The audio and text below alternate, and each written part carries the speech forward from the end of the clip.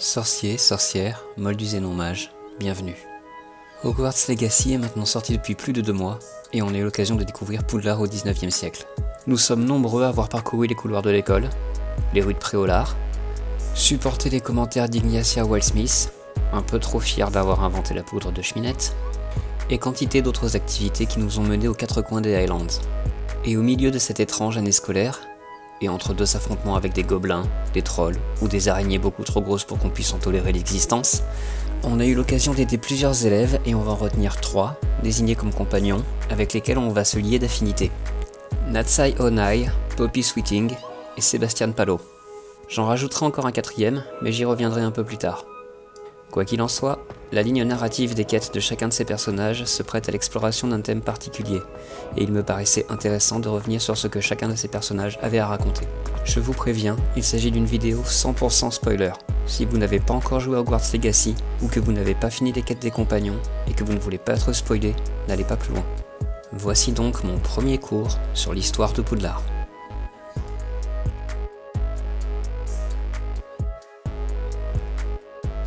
Natty est une élève qui a fait ses 3 premières années d'études à l'école de magie africaine de Ouagadougou.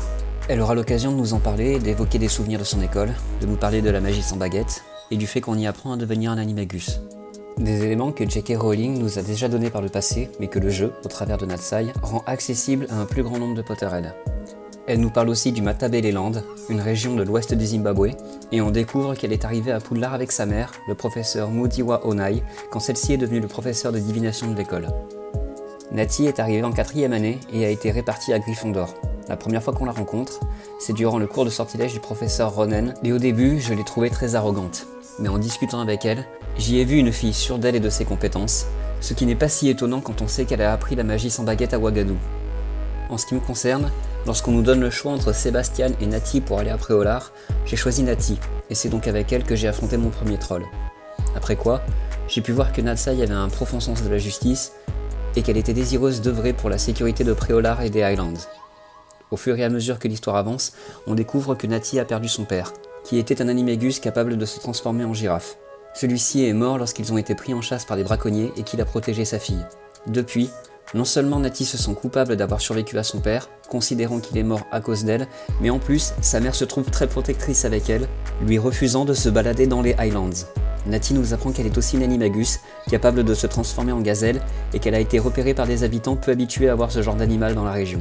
La professeure de divination nous dira avoir des visions inquiétantes, mais Natty est conduite par son besoin de justice et on l'accompagne pour tenter d'arrêter les hommes de Rookwood qui sévissent dans la région. Ce faisant, on finit par être exposé à un sort et c'est Natty qui va se jeter devant nous pour nous protéger. C'est une fois à l'infirmerie que nous faisons le point avec Natty et qu'on lui fait part de notre peine qu'elle souffre des conséquences de nous avoir protégés. Et quand elle nous dit que c'était normal de nous venir en aide, que ce sont les brigands les responsables, et qu'on n'a pas à s'en vouloir, elle réalise qu'il en va de même pour elle. Comprenant cela, elle accepte enfin de se pardonner d'avoir survécu au sacrifice de son père. L'histoire de Natsai explore le thème de ce qu'on appelle la culpabilité du survivant.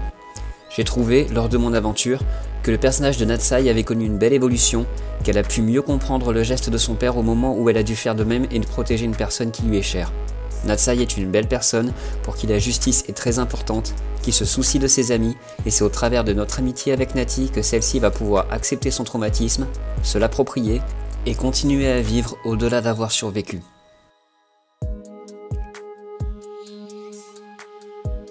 Poppy nous apparaît d'abord comme une digne aïeule spirituelle de Hagrid ou de Norbert Dragono. Poppy est une amoureuse des animaux magiques, et c'est elle la première à nous parler d'Elle Céleste, l'hippogriffe qui nous accompagnera par la suite. C'est avec elle que nous allons libérer des braconniers un dragon noir des Hébrides, et aussi avec elle que nous allons leur voler l'œuf de ce dragon. Non seulement Poppy a du mal à se faire des amis, mais elle ne semble pas en voir l'utilité, car elle n'a aucune foi en l'être humain. Mais elle se découvre quand même quelques affinités avec notre personnage, au travers d'un intérêt commun pour le bien-être des animaux magiques. Et c'est en affrontant main dans la main les braconniers qu'elle finit par nous confier qu'elle est issue d'une famille de braconniers. Elle a honte de sa famille, et a été élevée par sa grand-mère dans l'amour des animaux.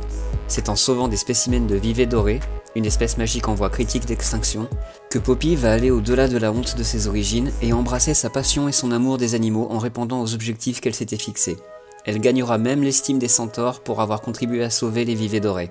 C'est aussi en travaillant avec notre personnage que Poppy va découvrir la valeur de l'amitié et reprendre confiance en certains êtres humains. Poppy est une pouf-souffle, pleine de gentillesse et de douceur, et si elle a honte de ses parents, elle tient en revanche sa grand-mère en très haute estime, et la prend pour exemple. Quand notre personnage lui dit que sa grand-mère aurait été fière d'elle pour avoir sauvé les vivets dorés, on donne à Poppy la plus belle chose qu'elle pouvait obtenir de nous, à la fois la preuve qu'elle est à la hauteur de ses valeurs et une raison de croire encore en l'être humain. Elle représente par ailleurs une des leçons que Albus Dumbledore nous donnera plus tard, à savoir que ce sont nos choix qui déterminent qui nous sommes, plus que nos aptitudes ou nos origines. Et Poppy, au travers de ses choix, est devenue une belle personne, bien plus belle et honorable que ses parents ne le seront jamais.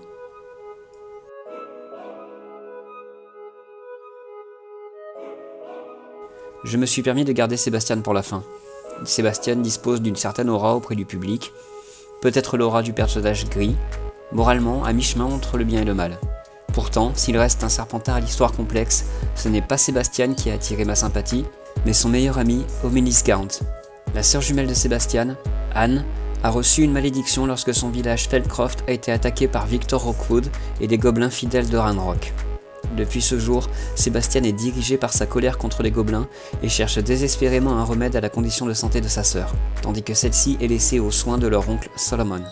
Solomon réprouve les recherches de Sébastien, qu'il considère comme inutiles car la malédiction d'Anne semble irréversible. C'est en désespoir de cause que Sébastien se tourne vers la magie noire en quête d'un remède, convaincu qu'il doit être prêt à explorer toutes les branches de la magie si nécessaire pour sauver sa sœur. Sébastien pense qu'il n'y a aucun mal à explorer la magie noire vu qu'il prend ce chemin dans un but bienveillant. Cependant, Hominis est un descendant de Salazar Serpentard. Sa famille est pour la suprématie du sang pur et la haine des Moldus, et a pour habitude de torturer des Moldus pour le loisir. Quand Hominis a refusé de le faire, c'est sur lui que sa famille a lancé un Doloris. Après quoi, lorsque ses parents ont redemandé à Hominis de torturer des Moldus, c'est à contre-cœur qu'il a accepté de lancer un sortilège du Doloris sur les Moldus. Depuis ce jour, Hominis rejette la magie noire et refuse de se pardonner pour avoir utilisé le Doloris.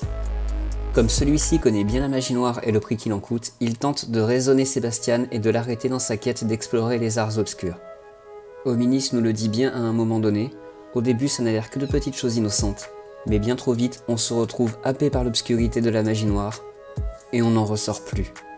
Et malgré tous les avertissements d'Hominis, la quête de Sébastien va le conduire à se servir des 3 sortilèges impardonnables, jusqu'à penser protéger sa sœur en lançant un Avada Kedavra qui tuera son oncle Solomon.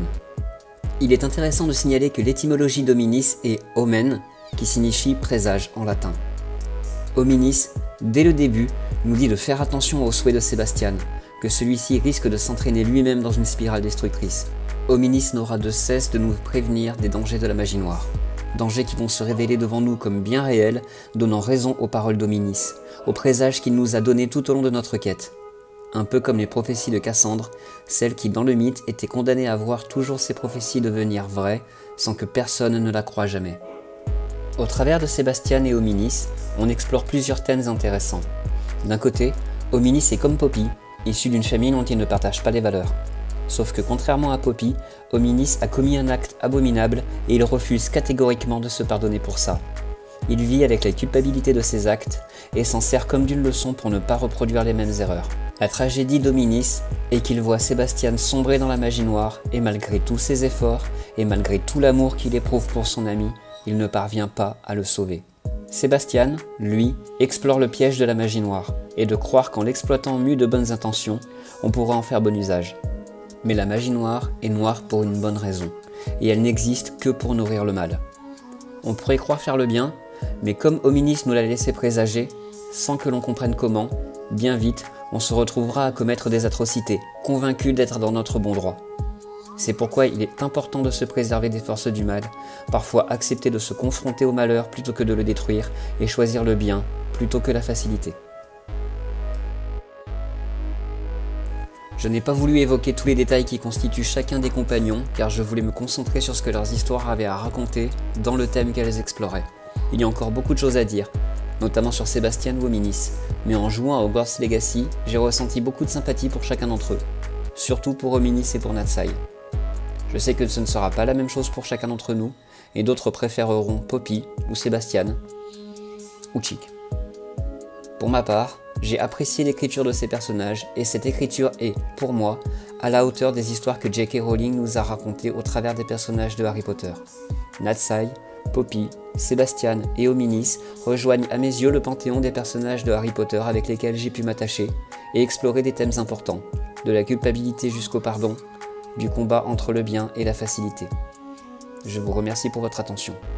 Je constate que j'ai échoué à revenir à un sujet plus léger, j'espère enfin y arriver pour une prochaine fois. C'était le professeur M de l'Académie de magie de Beauxbatons, pour vous servir.